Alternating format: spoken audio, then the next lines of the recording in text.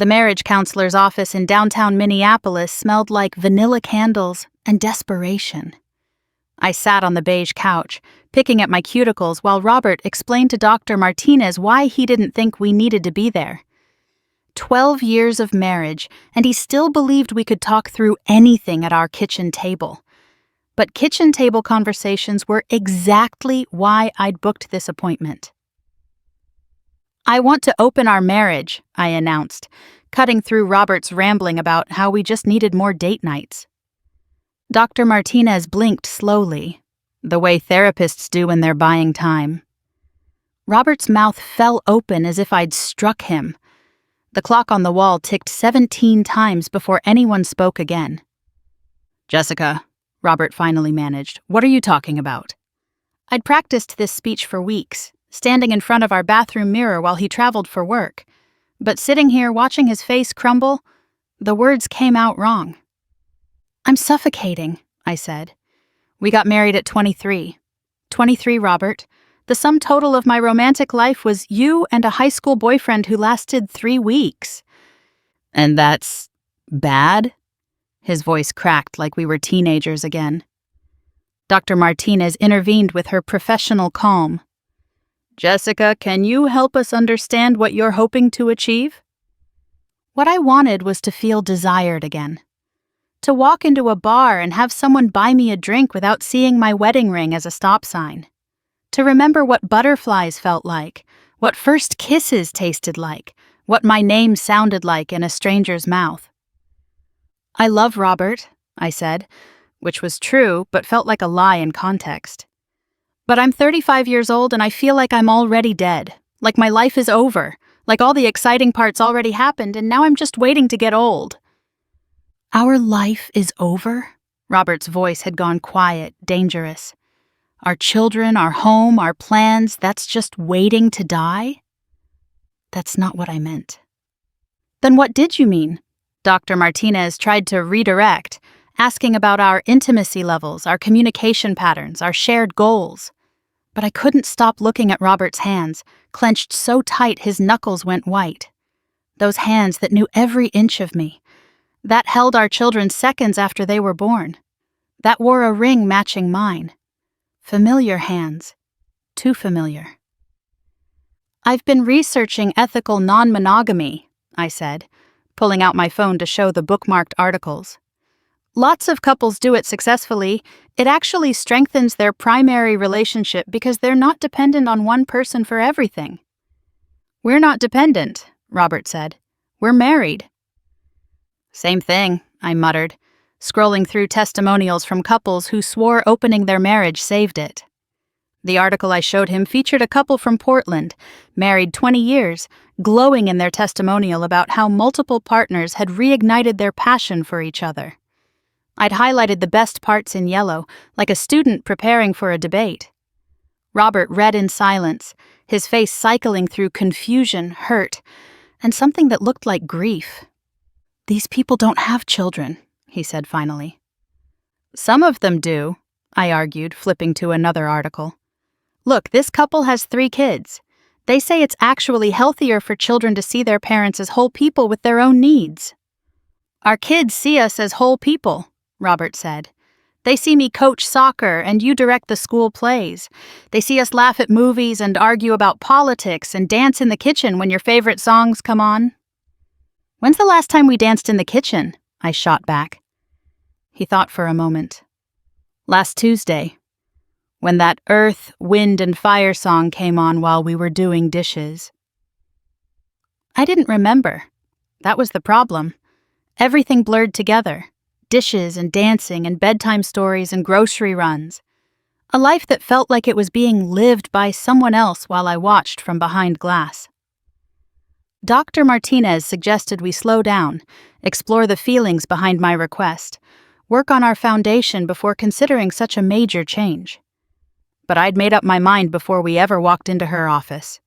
The therapy appointment was just to make it official, to have a professional witness so Robert couldn't claim I'd ambushed him. "I've already made a profile," I admitted, pulling up the app on my phone. "I haven't activated it yet. I wanted to talk to you first." Robert stared at the screen like I'd shown him evidence of a crime. Which, in a way, I had. The photos I'd chosen were from last summer. Me at the lake in a sundress that caught the light just right. Me laughing at someone's joke at a work party. Me looking over my shoulder with what I thought was mysterious allure. "You used our anniversary trip photos," he said quietly. "Just the one from the winery," I said, defensive. "You can't even tell where it's from." "I can tell," he said. "That's the dress I bought you in Napa. You're wearing the necklace I gave you that morning." Dr. Martinez cleared her throat. "Perhaps we should discuss what led to creating this profile before activating it." But the damage was done. Robert had seen my escape plan, laid out in filtered photos and a bio that mentioned I was ethically non-monogamous and looking for connection. He'd seen that I'd already chosen to leave, even if my body stayed. We spent 6 sessions in that beige office, $600 worth of Robert bargaining and pleading and finally, inevitably, breaking. He suggested everything else first. More trips together, role-playing, those ridiculous apps that give you conversation starters. He even offered to quit his job, find something with less travel, be home more. "It's not about you being home," I explained for the 10th time. "It's about me experiencing life." "You are experiencing life," he insisted. "You're a teacher, a mother, a wife. You volunteer at the shelter. You run half marathons. What life are you missing?" The life where men looked at me like I was a prize to win instead of a prize already won.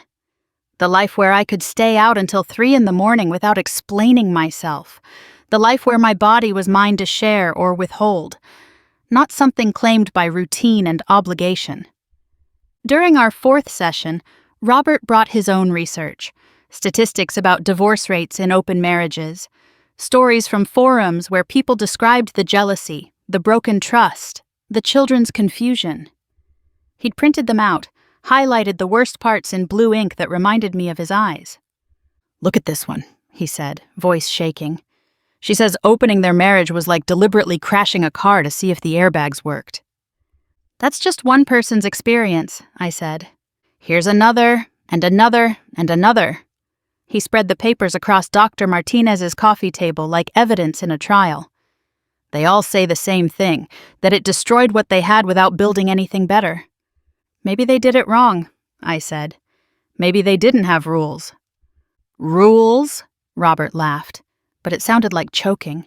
"Right, because rules will stop feelings. Rules will prevent falling for someone else. Rules will make our kids understand why mommy has boyfriends." "They wouldn't be boyfriends," I snapped.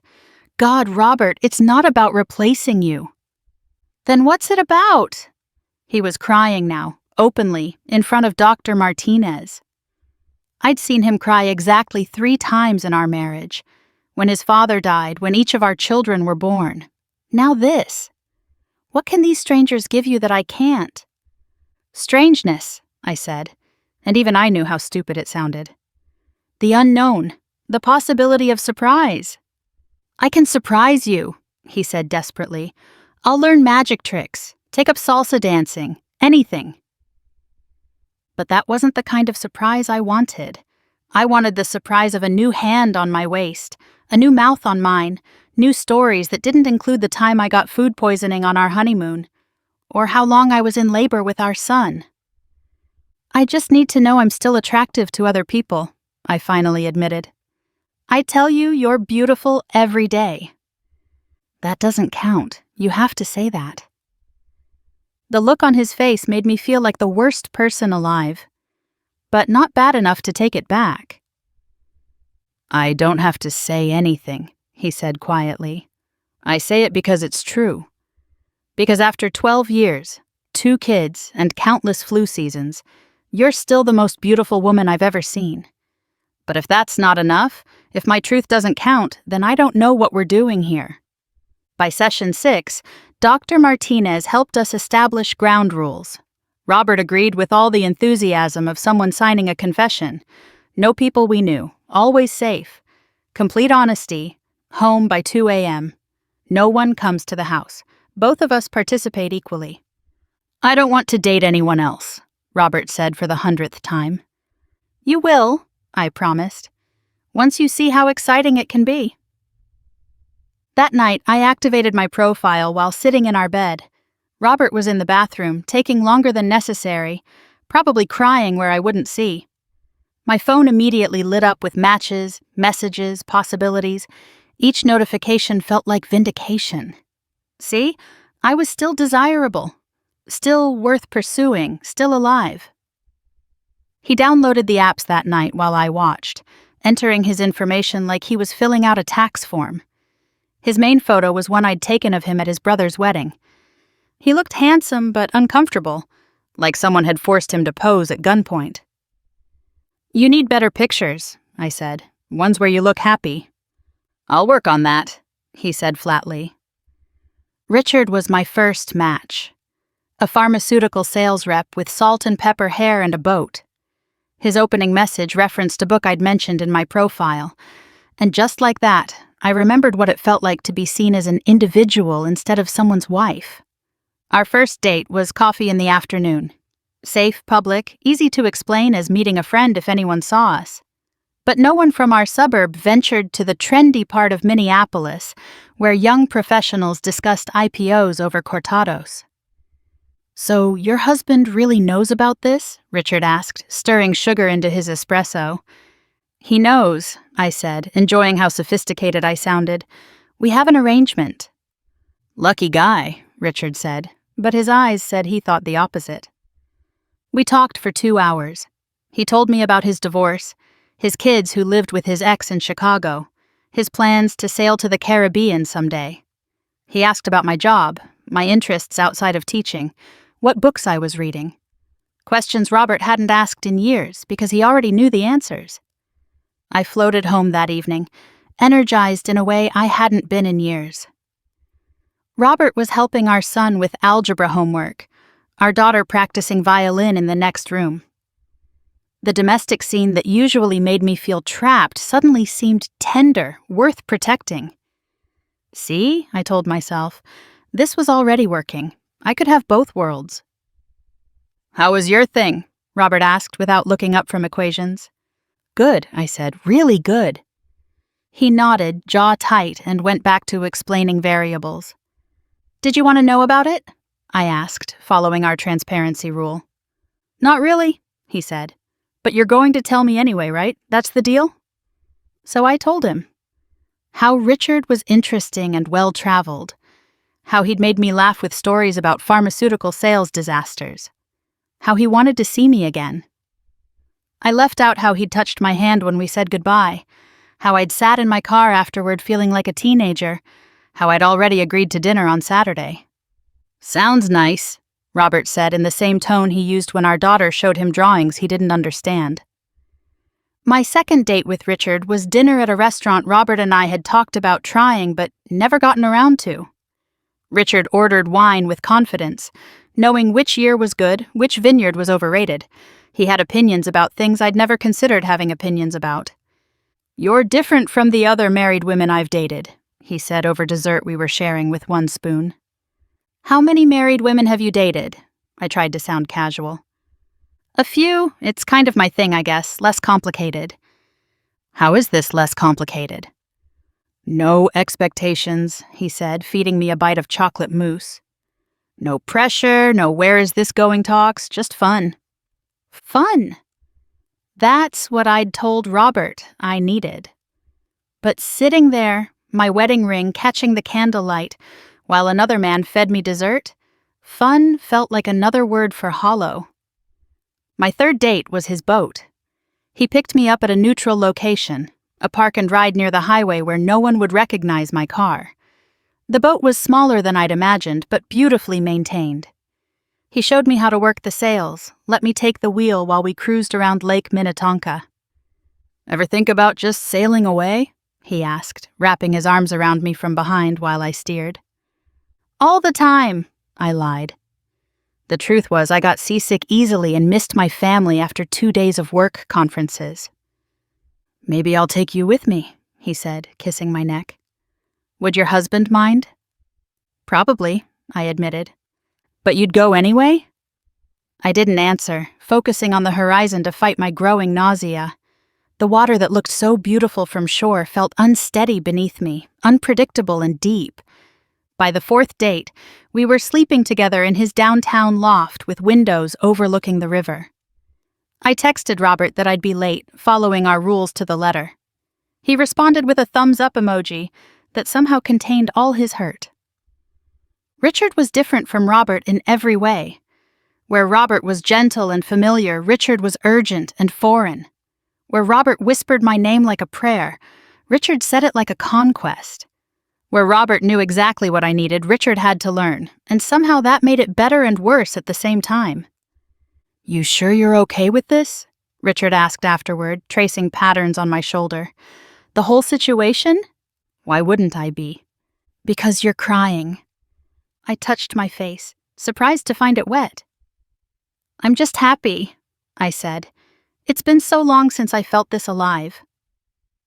But that wasn't why I was crying, and we both knew it. I got home at 1:30 in the morning, half an hour before curfew. Robert was awake, sitting in the dark living room with the TV on mute. "You didn't have to wait up," I said. "Couldn't sleep," he said. "Kids are fine. Emma finished her science project. Jake has soccer photos tomorrow." "I'll get him there," I promised. "It's at 8. You sure you'll be up?" "Of course," I said, even though I could still feel Richard on my skin, still taste wine and regret in my mouth. "You smell different," he said quietly. "I'll shower." "That's not what I meant." But he didn't elaborate, and I didn't ask. We sat in silence, the TV casting blue shadows on walls that had watched us become strangers. Robert still hadn't gone on a single date. His profiles sat dormant, while mine lit up with matches. Every evening I wasn't with Richard, I was messaging someone new.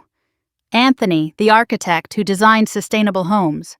Christopher, the chef who promised to cook for me. Men who saw my wedding ring as a guarantee of no strings, no pressure, no future beyond the next few hours. "The kids are asking questions," Robert said one night while I applied makeup for a date with someone whose name I'd already forgotten. "What kind of questions?" "Where you go, why you're dressed up, why you smell different when you come home." My hand slipped, streaking mascara across my temple. "What do you tell them?" "That Mommy has work events. That Mommy's making new friends, that Mommy's very busy lately." The way he said Mommy made it sound like an accusation. "Maybe you should go out too," I suggested, fixing the mascara. "Even things up. Make it feel more balanced." "I don't want balance," he said. "I want my wife." "You have me," I insisted. "This doesn't change that." He laughed, bitter and short. "Okay. What's that supposed to mean?" "Nothing. Have fun tonight." But I could hear everything in that nothing. The nights he'd reached for me and found empty space. The dinners where I was physically present but mentally scrolling through messages. The way I flinched now when he touched me, like my body was keeping secrets. 3 months in, Robert finally went on a date. He told me about it the way you'd report a medical procedure. Her name was Linda, divorced. 2 kids. They met for lunch at a chain restaurant near the mall. "How was it?" I asked, trying to sound supportive while my stomach churned. "Fine." "Just fine? What did you talk about?" "Our kids, our exes." He paused. "Well, her ex. I guess you're not my ex yet." "Don't be dramatic," I said. "Are you going to see her again?" "She asked me the same thing," he said. "I told her probably not. That I was trying this to save my marriage, but it felt like I was helping end it instead." "Robert, I'm going to bed," he said, leaving me alone in our living room that suddenly felt like a museum of our former life. But he did see Linda again. Coffee turned into lunch, turned into dinner, turned into whatever they did on Saturday afternoons while I pretended not to track his location on my phone. He stopped telling me about their dates, stopped following the transparency rule we'd established. When I confronted him, he shrugged. "You want details? Fine, we talk. She listens to me. Actually listens. Not just waits for her turn to speak. She laughs at my jokes. She thinks my job is interesting. She doesn't check her phone every 30 seconds to see if someone more exciting has messaged her. I don't do that, I protested. He pulled out his phone, showed me a photo from our last family dinner. There I was, scrolling through matches while our daughter told a story about school. I looked bored, distant, like I was somewhere else entirely. Our daughter's face was animated, hands moving as she talked while I stared at my screen. That's different, I said weakly. Everything's different now, he agreed. Linda started appearing in peripheral ways. Her name in his phone. A restaurant receipt from somewhere we'd never been. A book on his nightstand about co-parenting after divorce that made my blood run cold. Are you planning something? I asked, holding the book like evidence. Linda recommended it, he said. Her ex was difficult about custody. She thought I should be prepared. Prepared for what? For whatever comes next, he said. Isn't that what we're doing? Preparing for different lives? Richard ended things first. Said he'd met someone who wasn't married. Someone he could have a real future with. I wanted to scream that this was never about futures, but he was already gathering my things from his apartment, erasing evidence of our 4-month whatever it was. You're a great person, he said at the door, but I think you need to figure out what you actually want. I thought I was what you wanted, I said, hating how desperate I sounded. You said married women were your thing. They were, he admitted. But turns out I want someone who's choosing me, not just choosing not to be home. I replaced him within a week. Marcus was younger, eager, impressed by my confidence, but he lasted only 3 weeks before ghosting me. Then came David the pilot, who was never in town, William the consultant, who reminded me too much of Robert, a blur of faces that started to look the same in the dark. Meanwhile, Robert and Linda grew closer. She came to our daughter's recital, sitting 3 rows behind us like a polite stranger. But I saw how she looked at him during the performance, how he smiled at his phone when her texts arrived, real smiles, not the practiced ones he gave me now. She seems nice, my mother said at intermission. She'd spotted them talking by the water fountain. Who? I pretended not to know. Robert's friend. Linda, is it? He seems different lately. Lighter. We're trying new things, I said vaguely. My mother studied me with the shrewd eyes that had caught every lie of my teenage years. Is that what you call it? After the recital, I watched Robert walk Linda to her car. They moved like people who'd grown comfortable with each other's space. He opened her door, said something that made her laugh, watched her drive away before returning to us. Ready to go home? He asked our kids, but his eyes were on me, challenging. I have plans, I said. Remember? Right, plans. He gathered our children like a single parent already. Kids, say goodbye to Mom. The casual cruelty of it made me gasp. But what could I say? That I was choosing drinks with a stranger over bedtime stories? That their father was being unfair by pointing out the obvious? I want you to stop seeing her, I announced that night after finding a birthday card from Linda in his car. Nothing romantic, just hope your day is as wonderful as you are in handwriting that looked nothing like mine. No, he said simply. No? We agreed either of us could end this anytime. We agreed to a lot of things, he said, like transparency, like working on our marriage, like being in this together. How's any of that going for you? This isn't the same, I insisted. You're having an emotional affair. As opposed to your purely physical ones? He shook his head. At least I like the person I'm sleeping with. The words hit harder than any slap.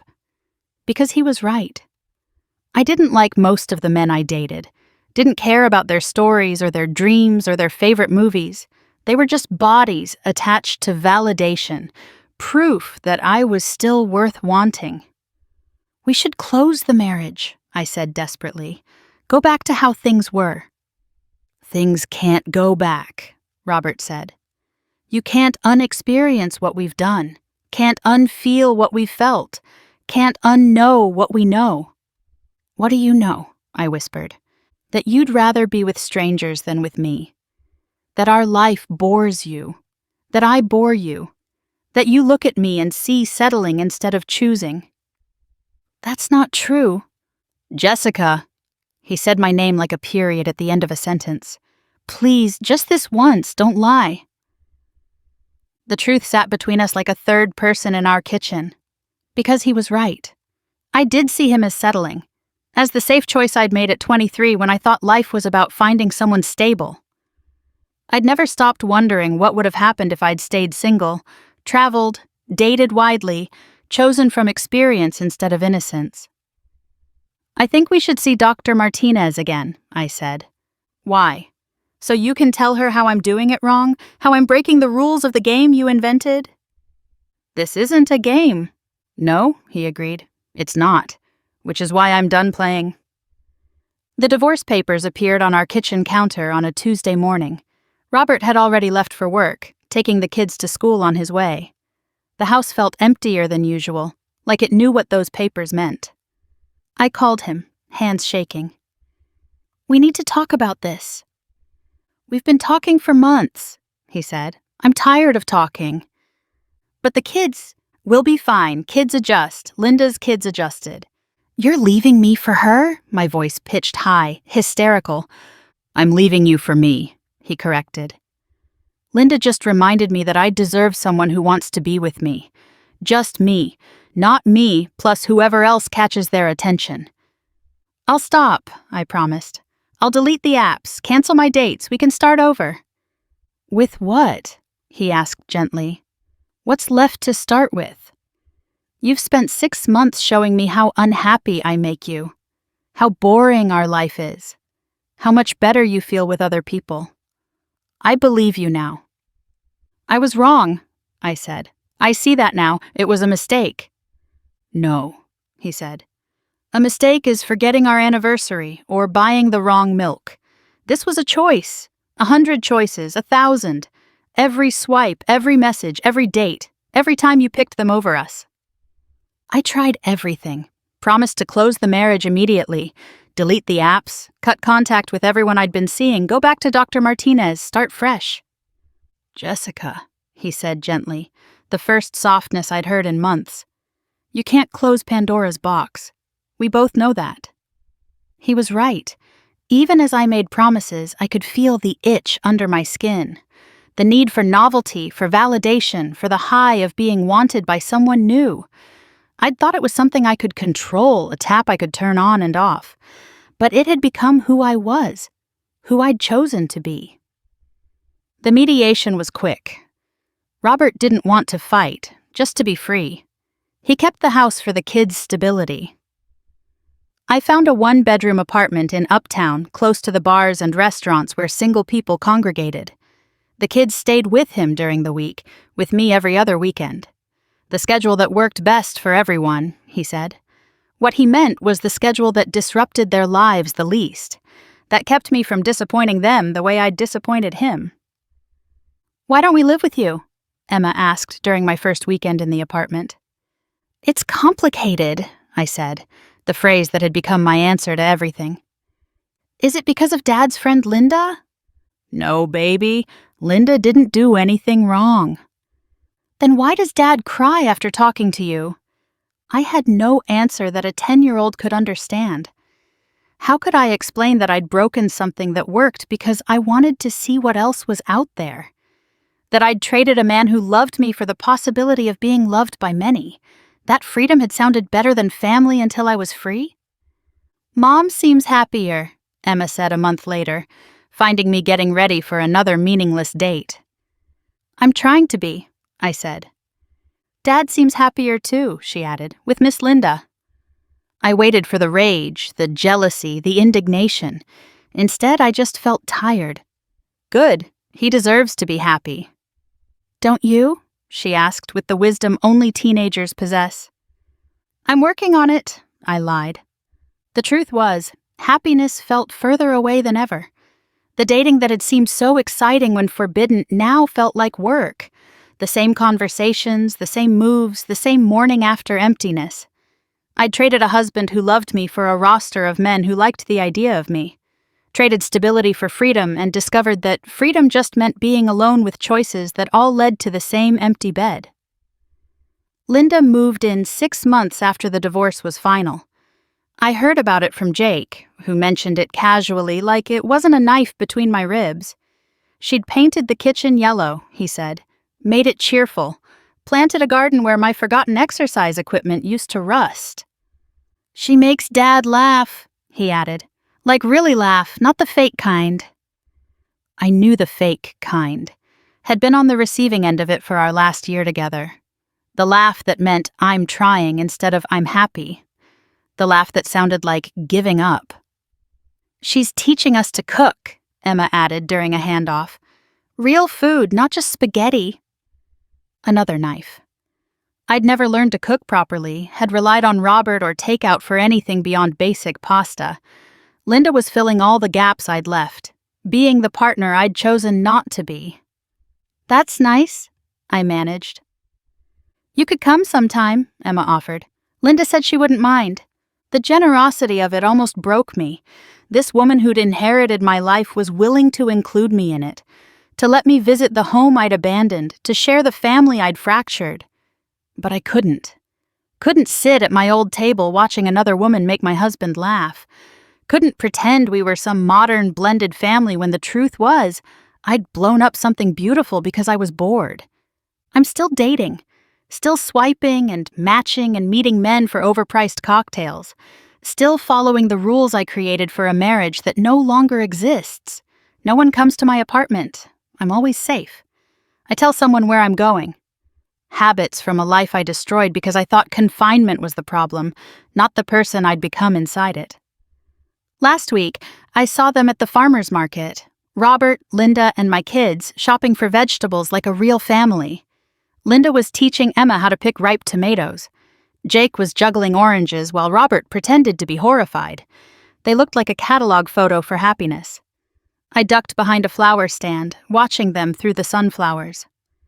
Robert's hand rested casually on Linda's back as they walked. Not possessive, just present. Connected. The way his hand used to rest on mine before I taught him that wasn't enough. Jessica? I turned to find Dr. Martinez holding a bouquet of lavender. Of all the markets in Minneapolis, she had to be at this one. How are you? She asked carefully. The way you ask someone you know isn't well. Living the dream, I said, nodding toward the scene I'd been watching. That's them, Robert's new family. They look happy, she observed. They are, I said. He got the upgrade. Better model, more features, actually appreciates what she has. Is that how you see it? How else should I see it? She was quiet for a moment, watching Robert swing Emma up on his shoulders, while Linda and Jake picked out flowers. I see a man who learned what he needed from a painful experience, who chose differently the second time. Chose better, I corrected. Chose differently, she repeated, based on what he learned he valued most. Which wasn't me. Which wasn't the version of marriage you were offering, she said gently. There's a difference. But I couldn't see the difference. All I could see was my family, complete and happy without me. The life I'd thrown away continuing and thriving in my absence. Sometimes I drive by the old house, see Robert's car in the driveway next to Linda's. See the yellow kitchen through the window, warm and inviting. See my children's bicycles on the lawn, helmets attached carefully the way Linda taught them. See the garden growing where my abandoned dreams used to sit. They had a barbecue last month. I knew because Emma invited me, sweetly oblivious to how much it would hurt. I drove by but didn't stop, watched from down the street as neighbors I used to know gathered in the backyard I used to tend.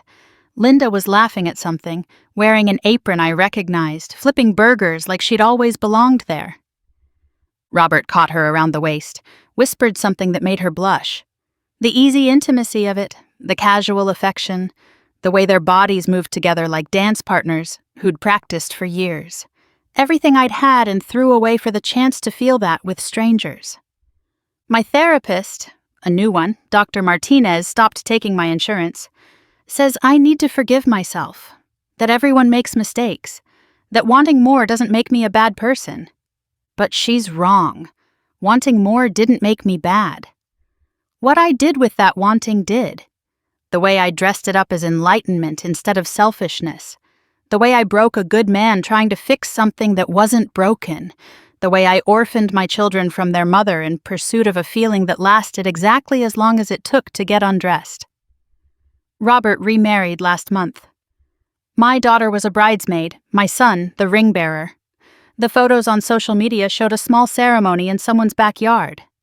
Linda wore a simple dress and a smile that reached her eyes. Robert looked at her the way he used to look at me, before I taught him that looking wasn't enough, that loving wasn't enough, that nothing would ever be enough for someone who mistakes wanting for living. I wasn't invited, of course, but I sent a gift. A picture frame, silver and elegant. Inside, a photo of Robert and the kids at the beach from our last family vacation. Linda's not in it, but she should be. She's the one who makes sure they wear sunscreen now, who packs the snacks, who remembers the beach toys, who does all the things I was too busy seeking validation to do. The thank you card came 2 weeks later. Linda's handwriting again, careful and kind. Thank you for the beautiful frame. The photo is perfect. Robert loves having this memory displayed. The kids talk about that trip often. We're planning to go back this summer, make new memories alongside the old ones. You're welcome to join us if you'd like. The grace of it destroyed me. This woman who had every right to hate me, who'd inherited my mess and made it beautiful, was offering to include me in the life I'd abandoned.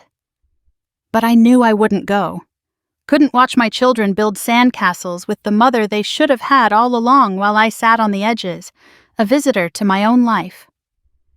The freedom I demanded tastes like wine drunk alone on Tuesday nights. Like first dates that feel like job interviews. Like waking up at 3 a.m. in beds that aren't mine. Next to men whose last names I never asked. Like typing, "I'm home safe," to no one because no one's waiting up.